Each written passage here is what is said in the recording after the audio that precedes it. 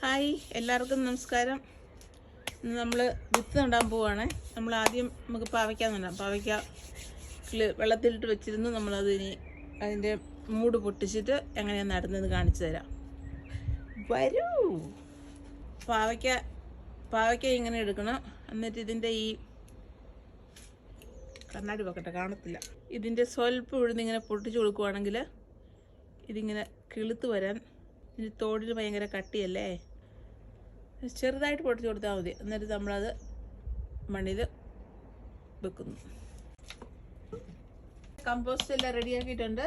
അതിൽ നടാൻ പോകുന്നത് നാടൻ മത്തനും പാവയ്ക്കയുമാണ്. ഇനി അടുത്ത പ്രോസസ്സ് എന്താണെന്ന് വെച്ചാൽ നമ്മളിത് ക്ലിങ് ഫില്ലിങ് വെച്ച് മൂടി കൊടുക്കും.